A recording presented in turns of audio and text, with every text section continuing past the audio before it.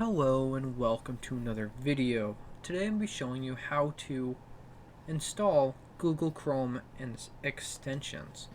So first you're going to want to go and find the extension that you want. So I'm just going to type in Google extensions and go to the Chrome web store.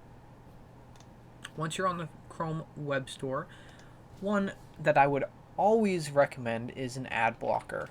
So adblock. So ublock origin is the one that I recommend. ublock origin.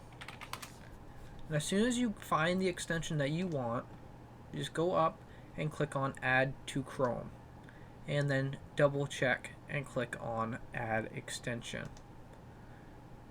So it's going to quickly download it, and then it's going to add it to Google Chrome up here on the top right.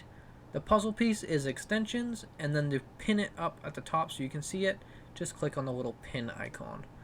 And there you have it. That's how you add extensions to Google Chrome. I hope this video helps you, and if it did, like and subscribe. Have a good day. Bye.